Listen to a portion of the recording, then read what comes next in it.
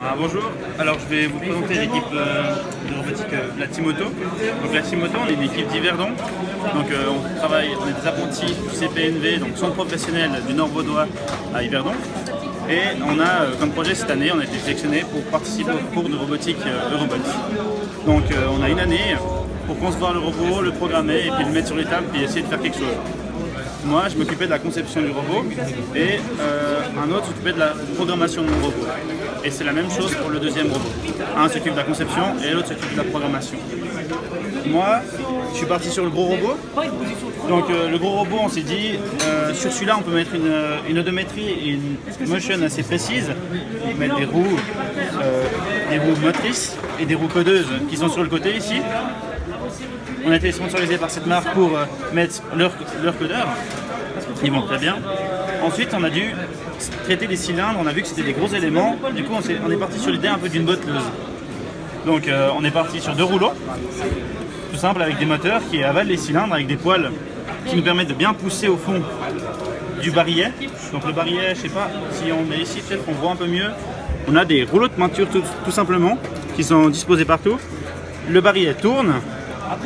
Il peut se mettre en bas, il vient au centre, on chope le cylindre, on le couche dedans, il vient se mettre dedans et on peut le charger. Ensuite, il se met autour de chaque rouleau de peinture, c'est ça? Voilà, exactement. Il se met autour de chaque rouleau de peinture et du coup on peut en stocker jusqu'à une capacité de 7. À la base, il était prévu pour 9, mais on a vu que ça passait pas dans le robot. Du coup, on s'est dit, on met 7 et on fait comme ça. Donc il a fait un système de position, donc il sait par rapport à où on est sur la table, si c'est un tricolore ou un monocolore, et on sait comme ça lequel on veut sortir. Ce qui nous permet de pouvoir, dans la stratégie, mettre des tricolores au fond, pour pas qu'on vienne les faire retirer. Donc on met les tricolores au fond, c'est plus dur à aller les faire retourner. Ensuite, on a une barrière de capteur ici. Bon, si d'abord on parle de la cam, elle nous permet de soulever les cylindres dans la fusée, parce qu'on a une fusée, soulever les cylindres dans la fusée et les bloquer pour avaler un par un. Sinon le système était trop rapide et on bourrait dedans et ça s'était bloqué. Donc ça c'est pour la partie un peu cylindre. Là on a toute une partie détection avec des capteurs ultrasons et puis photoélectriques et une grosse balise au-dessus qui permet aux 360 degrés de voir en temps réel qu'est-ce qu'il y a autour d'elle. On a la même chose derrière, donc avec des capteurs aussi. La Funny Action, donc on a juste parti sur un pousseur pour faire décoller.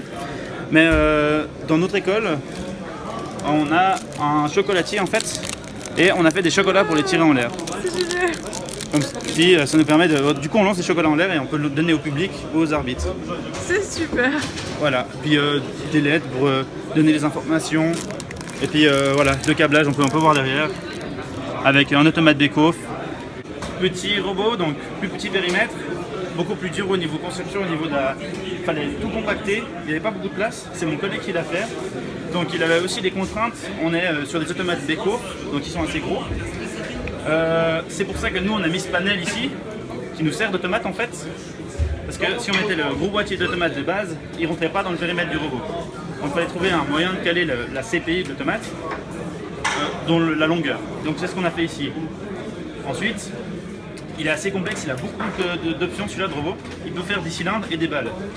Donc les cylindres, on les chope avec des ventouses sur les côtés. Il s'occupe principalement sur la fusée.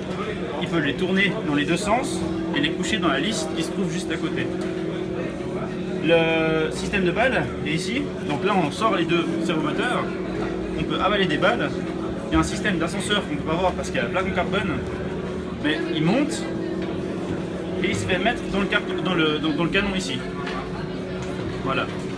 Donc là c'est aussi un programmeur qui le programme en même temps. On a aussi une balise au-dessus qui nous permet, pas celle-là 360 degrés, mais 250 degrés. Et comme ça on peut voir à peu près tout autour de nous. Et voilà, là on voit l'automate, 2-3 cartes, des pompes, des capteurs de vide, puis notre logo. Ah oui, et puis les patins.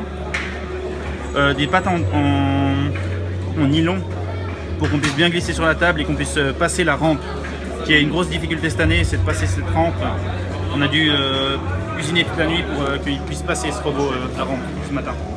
Ok. Donc, voilà.